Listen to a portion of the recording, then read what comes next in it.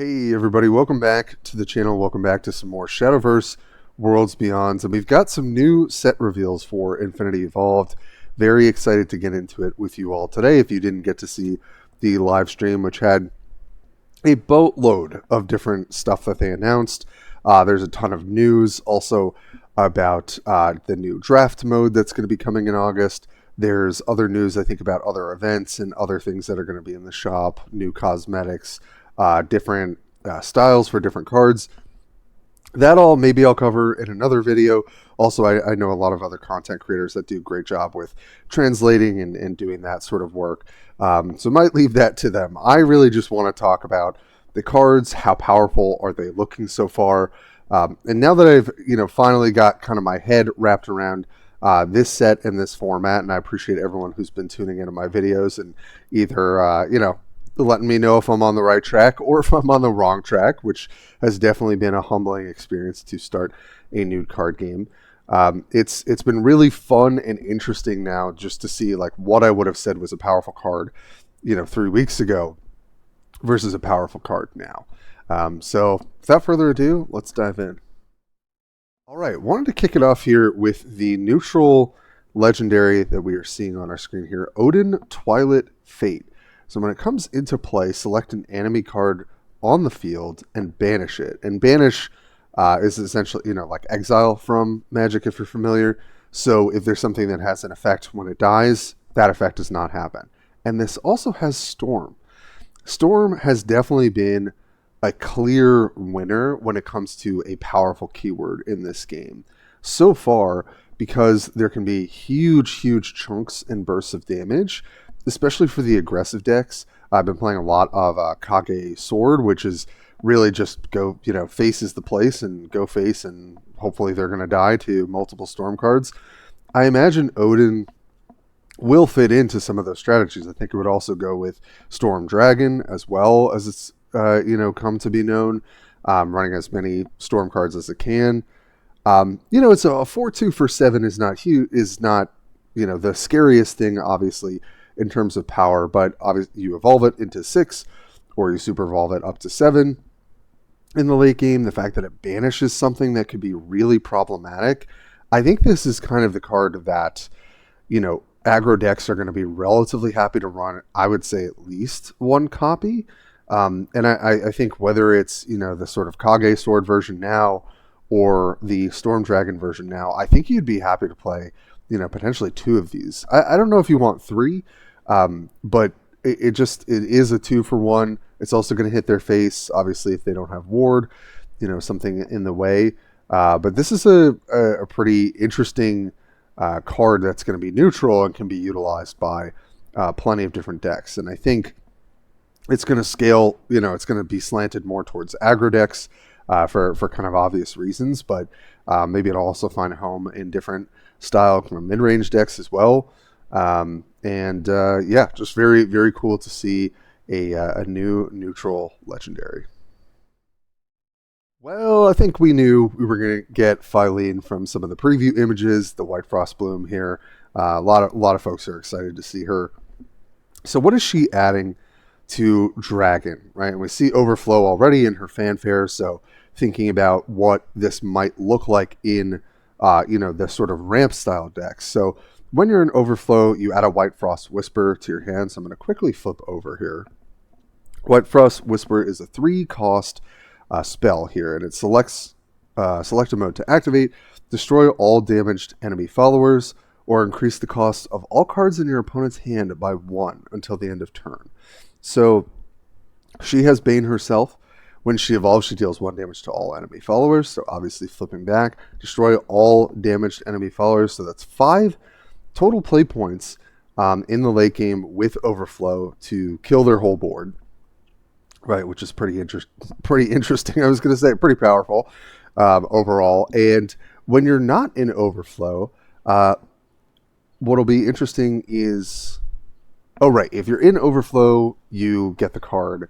So when you just play this out, not in Overflow, evolving it is not going to give that to you. Got it. So in the early game, you would use this maybe, or against like Roach, or something that has a lot of potentially one health tokens. she's going to help you kind of live. And then in the late game, you're going to get this really nice card advantage. So yeah, I imagine Filing is going to be in a lot of Dragon decks, if not all of them. Just seems like a really powerful effect, very efficient in the early game to kind of stay in the game, like a mini Apollo, but sort of better because she's also going to, when you evolve her, become a 4/4 Bane. Not that, your power matters so much when you have Bane, but that is going to be a pain for people to potentially have to clear out on top of the damage, and then the card advantage that you're getting later from White Frost Whisper. So pretty exciting to see a fairly powerful overflow card that can obviously come out ahead of schedule the more that you ramp, and also kind of helps with some of the clunkiness that comes in the early game with Dragoncraft so far. Filing is definitely going to see quite a lot of play.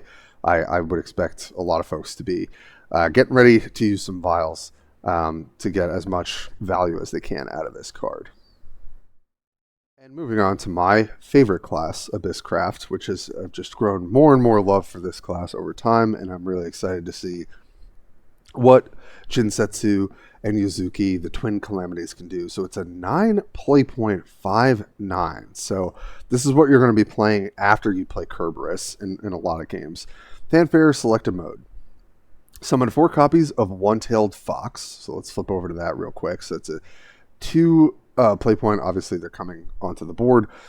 So it fills the board with 2/4, 2/3 Rush Ward that also have, when it dies, give a random ally, which is the 9-drop that you played, +1/+0. So they have to chew through all those wards, kind of like Amalia, or Amelia. I always get them mixed up. And then she's going to get pumped 4 times up to a 9/9. And then the second mode, destroy 4 random enemy followers and restore 4 defense to your leader. Restoring the 4 defense, I think, probably will be relevant to a degree. I mean, destroying 4 enemy followers potentially just flips the game on its head. Obviously, that's an insane amount of value. But I imagine probably most of the time you're going to select summon 4 copies of One-Tailed Fox, just to have like a full board and get a ton of value. They've got to crash through all of that unless they've got access to a lot of AoE. And this is very late in the game. So, I was kind of down on this whole like Abysscraft like control stuff that I've been seeing. I think the mid-range has felt the best to me. But also I feel like you could afford to play one copy of this potentially in mid-range, and then if the sort of control variants get more tools for Abysscraft, then this is just a very, very powerful late game card. It doesn't need to be evolved. I think one of the great aspects of Abysscraft, one of their strengths, is that they don't have a lot of cards that need to be evolved to get value. And so I do think at some point they're going to get probably enough power and enough efficiency where they can really drain your opponent of all their evolves, and then you get to play something like this. And if your opponent doesn't have some really powerful spell or some sort of AoE sweeper or something like that, you just plop this down and it's like, all right, you're going to die to this, right? Because that's 4 times 2, right? 8 plus 5, so it's 13. It's putting 13 power on board at 9 with no evolve. So I think that this card is going to serve Abysscraft well when it comes to the late game, and I'm excited to see how this sort of Abysscraft control lists might pan out in the new set. Moving right along to Runecraft, and we've got some Earthright love here with Lilantha, the Anathema of Edacity. So she's got Aura, which is, I think, a pretty powerful keyword we don't see quite a lot of yet, and I'm sure we'll see a bit more. And when she dies, as long as you've got that Earthright 2, you got the 2 dirt on the board, she resummons herself, and her super evolves, select 2 enemy followers on the field and destroy them. So I think with Runecraft right now, usually how I lose games, obviously if they have a high roll, they have a high roll, but a lot of times it's like once you hit 7 energy, it's like Kuons are coming down, you're potentially able to set up Kuon into some of those, the Ember, the 8/6, guys to hide behind ward. It can get pretty scary pretty quick, but sometimes you're able to clear that out. I think about playing Albert. I think about playing Amalia, just because I've been playing a lot of Sword. And LongTim obviously offers something a little bit different, right? So you get this 8/8 that can clear something, and then because it's super evolved, you're destroying 2 enemy followers as well. I imagine this is just not quite as powerful as something like Kuon, which is just kind of good at many different board states, whereas LongTim is only going to be good if your opponent has stuff developed on the board at this stage in the game. But it's cool to see more Earthright support, and I think Earthright might gain a bit more following as people, kind of see, obviously, the spell boost. My cat was not happy about me talking about spell boost. Those spell boost versions can brick. They're still very powerful, I think, but and is better than Earthright currently. But I think as aggro decks get better, I think Earthright gets better. And I think Earthright will also just get better when it gets more cards to play with. So I think, and then I'm curious how Spell Boost becomes. Like, is it just the high roll part of the faction that people just like to play because it's kind of like roulette style? Or, will there be a way to kind of balance it or shift it so that it's a little less high roll and can feel a little bit more consistent? I don't know. So we'll see. But interesting card. Obviously seems like it can be powerful, but might be a little bit limited in builds currently. Well, I'm happy to see something for Swordcraft here. That's what I was playing in the Grand Prix, and have just been really, really enjoying it so far. And we've also got a new keyword that we're seeing. So Gildaria, Anathema of Peace. 6 play points for a 4/4. So when you think about 6, generally you're playing, what is it, Amelia, the one that draws 2 and restores 3 play points. That's very good. You're also able to play Valse on 6, which is really great for the aggro versions. So Gildaria, I'm curious to see kind of what they offer, right? So Fanfare, and I'll put it up on the screen, for Rally, is just, it counts how many followers you played this game, right? So when you played 20 followers, and obviously for more of the mid-range version that just puts out a bunch of soldiers all the time, it's going to be easy to get the super evolve off of the Rally. Well, I shouldn't say easy, but I think it won't be that hard to. And then whenever another allied follower enters the field, deal 1 damage to all enemy followers. So obviously going to play really well with the mid-range version already with its super evolve for the Rally. But now whenever you're generating anything else and it's still on the board, you're able to deal 1 damage to all of the enemy followers. That's going to make it really easy to clean up the board at times. It's a little niche though. Like, this is not going to be terribly powerful into particular board states or depending on what's in your hand. So there's definitely a bit of conditionality here. And then it's got this other clause: when this follower evolves, summon 2 copies of Steelclad Knight and give them Rush. So this is kind of a nice mid-game evolve target, right? So you play it, you evolve it into a 6/6, you get those 2 Steelclad Knights that are the 2/2s with Rush, and then you get, 2 triggers of dealing 1 damage to everything. So it'll deal 2 damage to everything, and so you can potentially clear some, 4 health things, or 4 health things with those Rush Knights. And then obviously Gildaria will have Rush herself, or themselves, with the evolve. So yeah, there's a lot going on here, right? So there's like a super evolve clause, there's just this sort of passive clause, and then there's like the evolve clause where you get those Steelclad Knights. I mean, it seems like this card is doing a lot.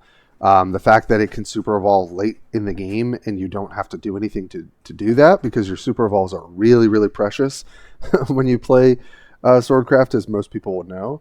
I just have to imagine this offers like so much different utility that we're going to want to play this card. Now, it's maybe not such a good fit for the Kage Storm build, because you're not really concerned with interacting with the board. But I think this gives the sort of mid-range build a lot more staying power, right? And it sort of allows you to have this extra resource in the late game that will just super evolve, get those Steelclad Knights. The fact that Gildaria will come in and be a 7/7 with Rush as well, with the Indestructible from the super evolve with the Rally ability. Yeah, I mean, this seems like there's a lot going on here. So I imagine this card is just going to be very, very good. And last but not least, we've got Wilbert the Desolate Paladin for Havencraft. So I imagine we were going to see maybe some more ward support, because there's also kind of more of that ward theme going on in Havencraft aside from sort of the Storm, Eagle, Falcon things. So six play points, 4/6.